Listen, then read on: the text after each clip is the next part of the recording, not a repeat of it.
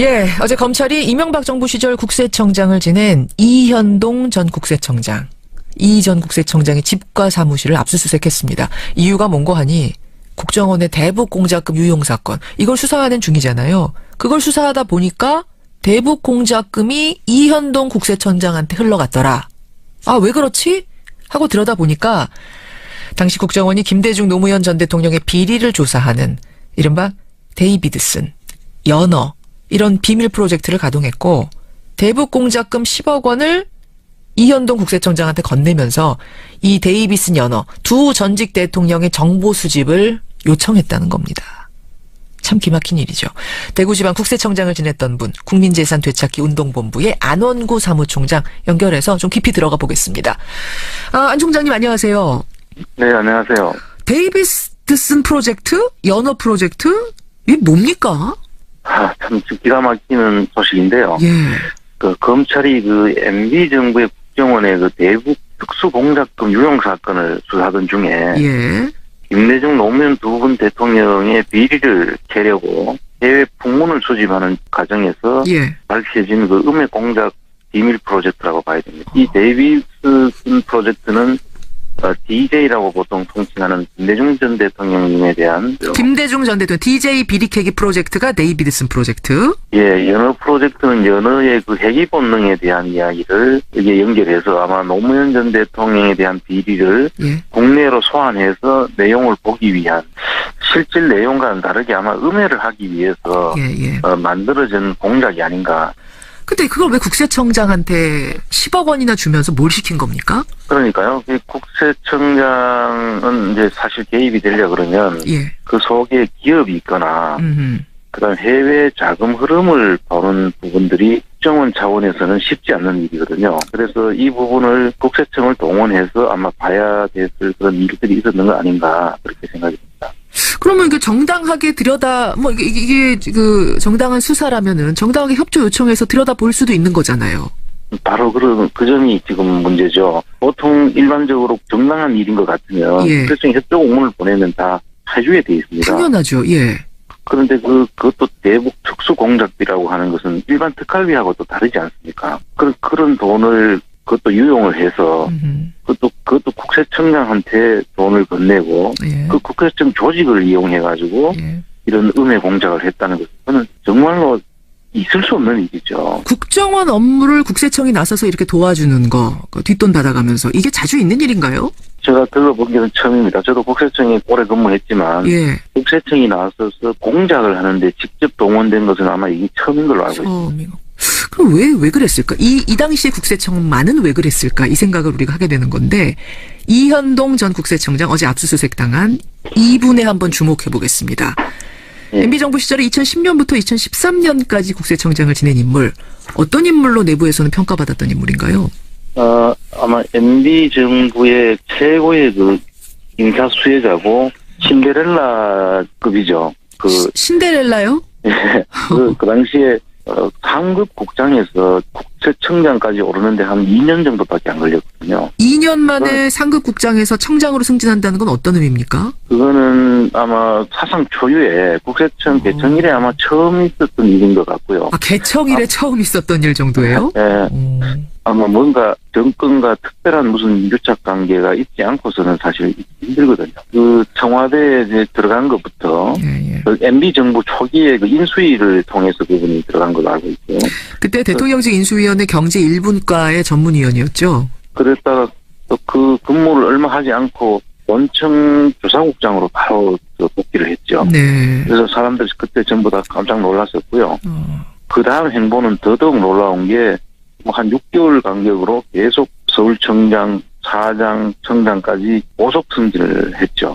그래서 아마 이분에 대해서 전부 다 뭔가 있지 않느냐 하는 그런 의혹의 시선이 있었습니다. 그 의혹의 시선이 어떤 것들이 있었습니까? 그 당시에 이제 다스에서 지금 이야기되는 다스의 명목상의 일대주주 김재정 씨가 있지 않습니까? MB의 처남, 예. 예, MB의 처남이죠. 그분이 2010년도 MB 정권에 돌아가시게 되는데, 예. 그분하고 아마 학교 선후배관으로 알고 있습니다. 그렇습니다. 그래서 그분하고 아주 가까웠다는 소문들이 돌았고요. 돌아가시고 난 뒤에 그 수상한 그 상속세 신고와 그 물납하는 과정들이 그게 등장을 하거든요. 물납이 뭡니까? 물납은 상속세를 현금으로 내는 게 맞는데 다스의 그 비상장 주식 다스가 있지 않습니까? 그렇죠. 그 다스의 주식으로 세금 대신 납부하는 것입니다. 아, 현금화가 가능한 재산이 있으면은 당연히 현금화해서 세금 내야 되는 건데 상속세. 비상장 주식인 다스 주식으로 물납, 그러니까 물건으로 냈어요. 그렇습니다. 그럼 우리가 국고 손실을 본 거잖아요. 현금화할 수 있는 세금을 현금으로 못 받았다면. 그 주식을 이제 팔아야지 국고가 들어가는 거기 때문에 그동안에 사실은 국고 손실이 있었다고 봐봅니다. 어쨌든 특혜네요, 특혜. 네, 그렇습니다. 예, 이렇게 해서 특혜를 봐준 일이 하나 있고, 저는 그 MB하고 연결고리 다스 얘기가 나왔으니 망정인데요. 얼마 전에, 이거는 그러니까 지금 이현동 전 국세청장이 물러난 후의 얘기입니다만, 다스에 대해서 특별 세무조사에 나서겠다, 국세청이. 그러면서 다스를 예고 없이 들이닥친 적이 있지 않았습니까? 네, 그랬죠. 네. 근데 희한하게도 격리 직원이 국세청 조사를 미리 알기라도 했다는 듯이 노트북을 들고 대피를 했다는 거예요. 중요한 문건들이 다 들어있는, 파일이 들어있는 노트북을 들고. 네. 그거는 사실, 알고 있었다는 뜻이가 아니라, 알고 있었죠. 그렇지 않고는 그렇게. 그렇죠. 정확하게 노트북을 들고 그 시간에 대피할 수가 없죠. 근데 이거 비밀작전이었을 거 아닙니까?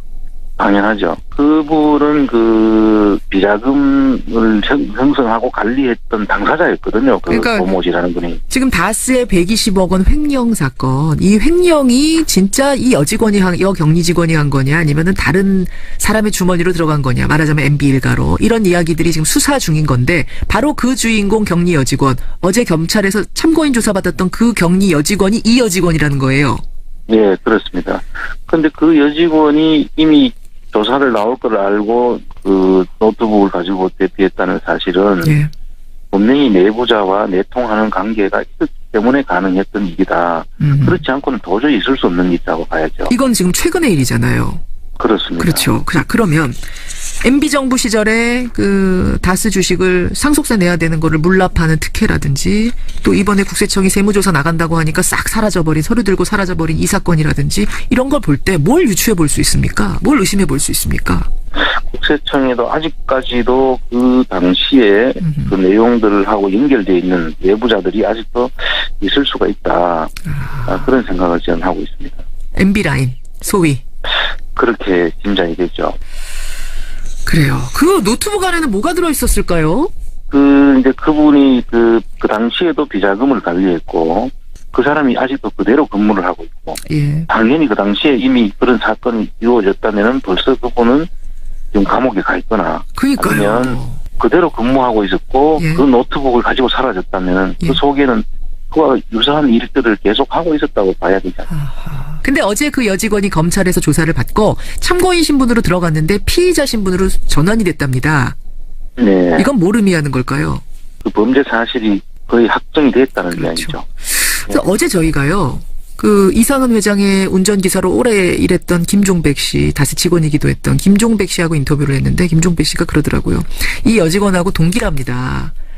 예. 근데 어떤 얘기를 했냐면, 내가 잘못되면 가만히 있지 않겠다.